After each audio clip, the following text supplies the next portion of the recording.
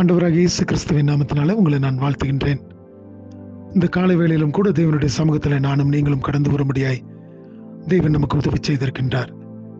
இந்த நாளை துவங்கியிருக்கின்ற நானும் நீங்களும் தானே கர்த்தருடைய சமூகத்தில் நாம் வந்து அவருடைய வார்த்தைகளை கேட்டு இந்த நாள் முழுவதுமாய் தேவனுடைய கிருபையின் கரம் நம்மோடு கூட இருந்து நம்மை வழிநடத்த வேண்டும் என்று சொல்லி நானும் நீங்களும் ஒரு எதிர்பார்ப்போடு கூட ஒரு விசுவாசத்தின் நம்பிக்கையோடு கூட தானே அவருடைய சமூகத்தில் கடந்து வந்திருக்கின்றோம். ஆகினாலே இந்த நாளிலும் கூட நானும் நீங்களும் எடுத்துக்கொள்கின்ற எல்லா பிரயாசத்திலும் தேவனுடைய கரம் நம்மோடு கூட இருந்து நம்மை வழி நடத்தட்டும்.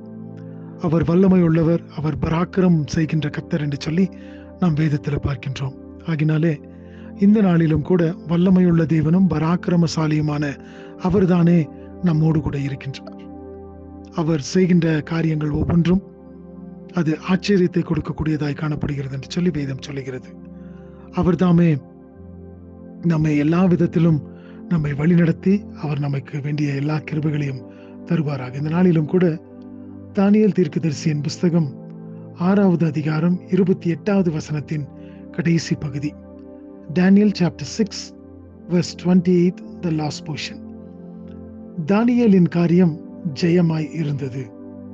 இந்த இடத்துல நாம் பார்க்கும் பொழுது இதற்கு முன்பதான அதிகாரங்களிலே நாம் பார்ப்போம் என்று சொன்னால் அநேக காரியங்கள் தானியேலுக்கு எதிராக வந்ததாக காணப்பட்டது.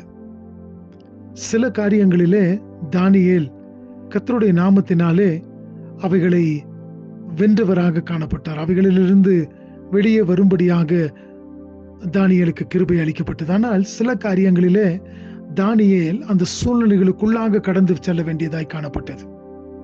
சூழ்நிலைகளுக்குள்ளாக கடந்து சென்றிருந்தாலும் தேவன் அவரோடு கூட இருக்கிறார் என்பதை அந்த சூழ்நிலைகளுக்குள்ளாய் கடந்து சென்ற அந்த சம்பவங்கள் தானே ஜனங்களுக்கும் அந்த ராஜாவுக்கும் அது விளங்கச் செய்ததாய் காணப்பட்டது.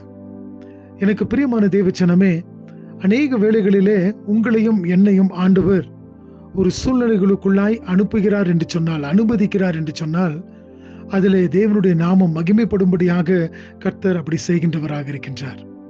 நாம் சூழ்நிலைகளை கண்டு பயந்து போகாதபடிக்கு கர்த்தருடைய கரத்திலே எல்லாவற்றையும் நாம் ஒப்பு கொடுக்கும் பொழுது தானியேலுக்கு இருந்த காரியத்தை போல தானியேலின் காரியங்களோ ஜெயமாய் இருந்தது என்று சொல்லி இந்த இடத்துல நாம் வாசிக்கிறோம். எப்படி தானியேல் தன்னை கர்த்தருடைய கரத்திலே ஒப்பு கொடுத்தவராக காணப்பட்டார்.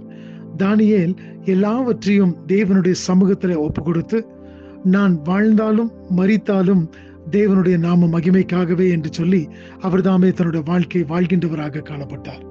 ஆகினால் எனக்கு பிரியமான தேவச்சனமே, இந்த நாளை துவங்கி இருக்கும் பொழுது எல்லாவற்றையும் தேவனுடைய கரத்தில் நாம் ஒப்பு கொடுப்போம். தேவன் அதை ஜெயமாக மாற்றித்தர அவர் போதுமான தேவனாக இருக்கின்றார். எல்லா விதமான நிலைமைகள் நமக்கு எதிராக வருவதை போல காணப்படலாம், தேவன் அனுமதிப்பதை போல காணப்படலாம். ஆனால் அவைகளின் மத்தியிலே தேவனுடைய நாமத்தை மகிமைப்படுத்தும்படியாய் அவைகளிலிருந்து நம்மை வெளியிலே கொண்டு வர தேவன் போதுமான தேவனாக இருக்கின்றார். இந்த நாளிலும் கூட தேவனுடைய கரத்தில் நம்மை ஒப்பு கொடுப்போம். நம்முடைய காரியங்கள் எல்லாம் ஜெயமாக்குவார், ஜெயமாக முடிய செய்வார். தேவனுடைய நாமம் தானே மகிமைப்படுவதாக. ஆமென்.